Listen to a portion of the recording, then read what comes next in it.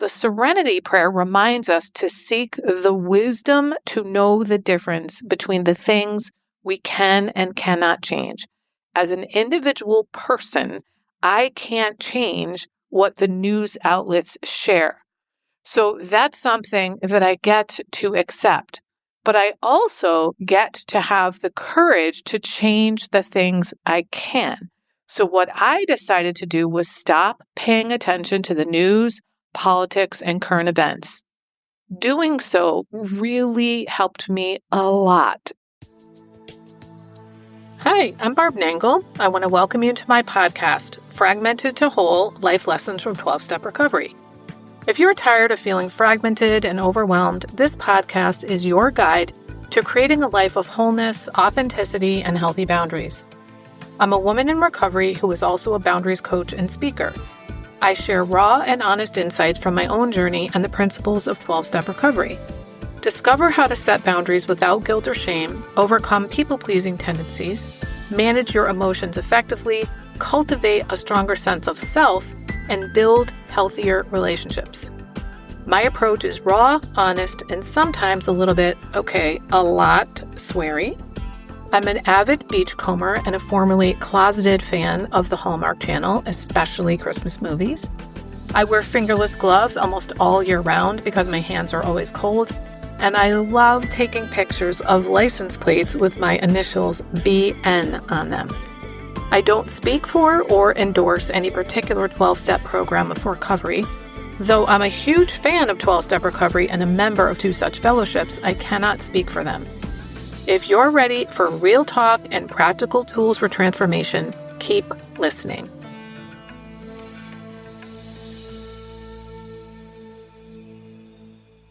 This is episode 311, Choosing Peace Over Panic: Why I Stopped Watching the News. If you know me, you know that I haven't paid attention to the news, politics, or current events for about 10 years now. It started in the winter of 2014-15 when my homeless friend Dan stayed with me. Dan is the person who helped me hit my codependent bottom and get into recovery. As a homeless person, he didn't have the ability to listen to music. So whenever he was in my home, he always wanted to listen to music. At that time, I listened to NPR constantly. And though I do miss the human interest stories on NPR, I don't miss the news. I found that my mood was so much better when I was listening to music regularly than when I was constantly listening to the news.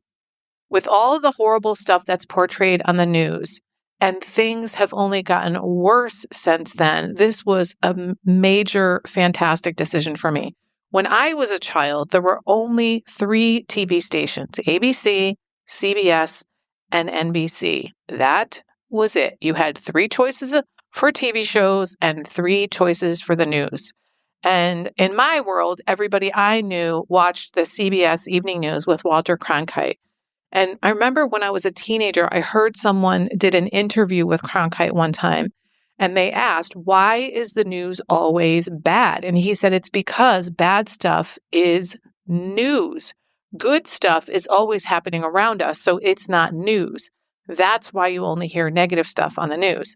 Now, I don't agree with that philosophy, though I do agree that good stuff is always happening. What I don't agree with is that only sharing bad stuff should be what's shared on the news. And now we not only have scores of news outlets, we also have a 24-hour news cycle instead of 1 hour in the morning, 1 at night, and 30 minutes midday. And because there is so much competition for people's attention, it has to be over-dramatized to get and keep people's attention.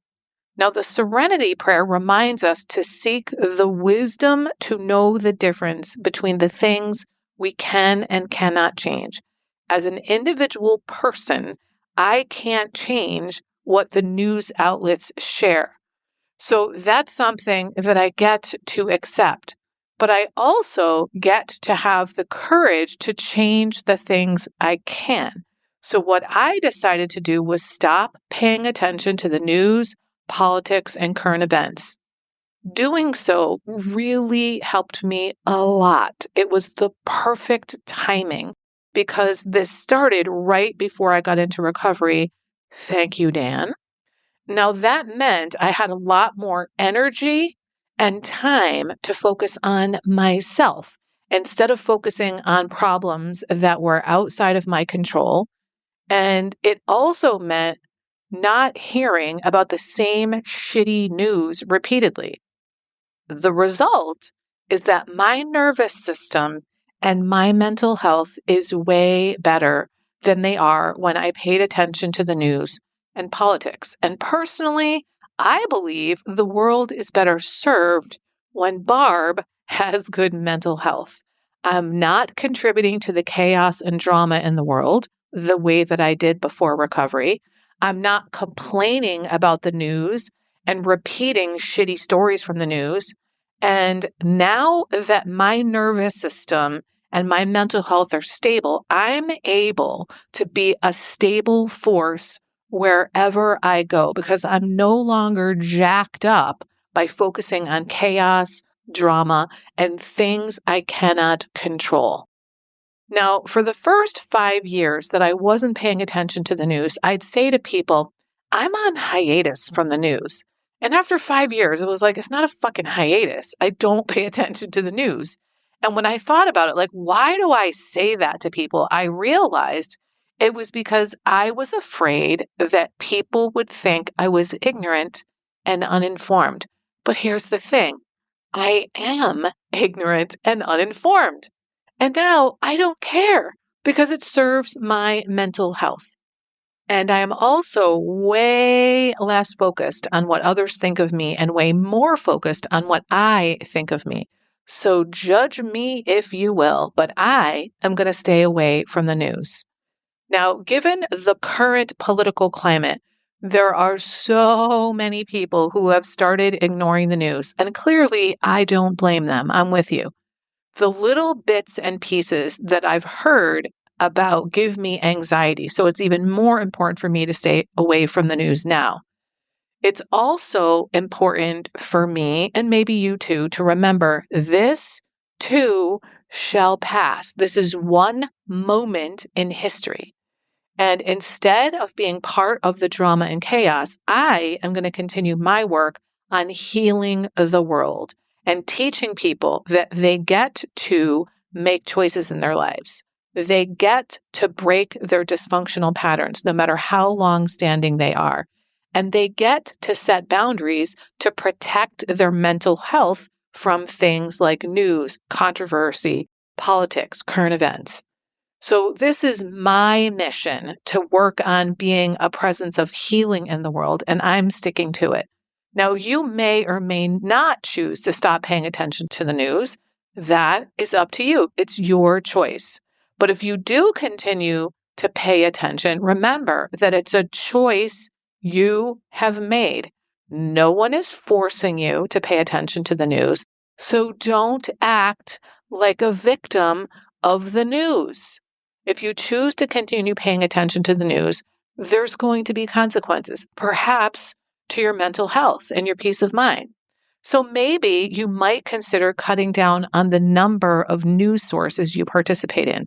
Perhaps let go of news outlets that share inflammatory stuff and find sources that share actual facts without all the dramatization. You get to decide what you want your life to be like. Personally, I need to protect myself from the news, and I don't care what others think about that. Now, somebody said to me recently, Barb, not everybody has the luxury of not paying attention to the news. If everybody did what you're doing, no one would know what's going on. And to that I say, I'm not everybody. I'm me. And I am going to do what's best for me. And frankly, in this case, I think it's best for the world if Barb doesn't pay attention to the news or politics. And I would also suggest that if more people in the world were walking around with a calm nervous system and stable mental health, the world would be in a much better place.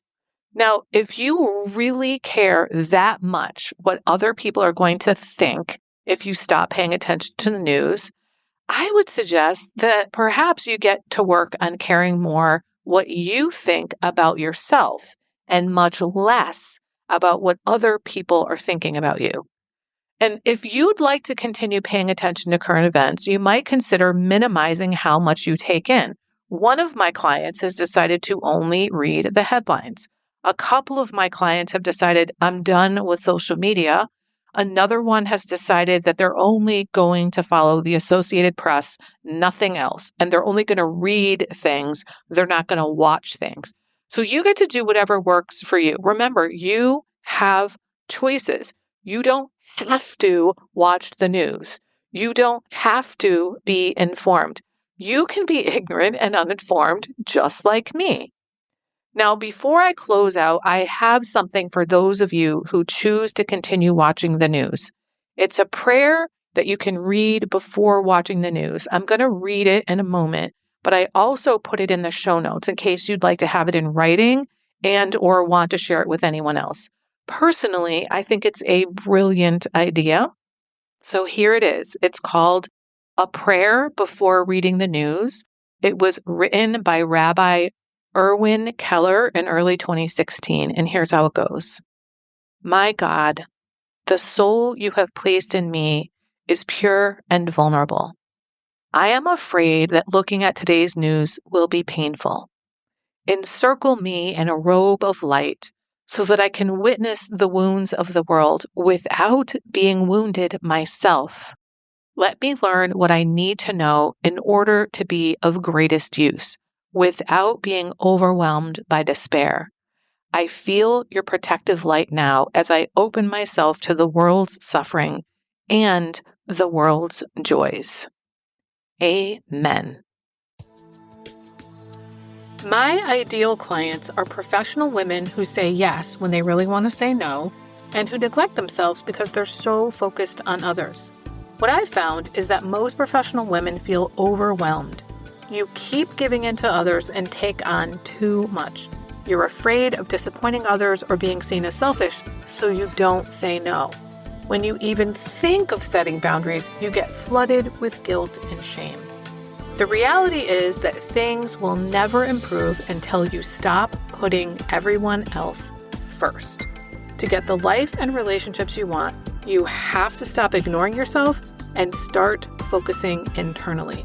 If this sounds like you, please sign up for a free 30-minute Better Boundaries call with me at barbchat.net. If you like this podcast, and I'm guessing you did because you're still listening, you will also love my weekly newsletter, Friday Fragments, which has short essays similar to the podcast. You can check it out at fridayfragments.news. That's fridayfragments.news. If you haven't already subscribed to my podcast on your favorite podcast outlet, please do that. It helps carry the message to more people. I started this podcast because there was so much wisdom in recovery that just wasn't making its way out into the world. So I want as many people as possible to hear it.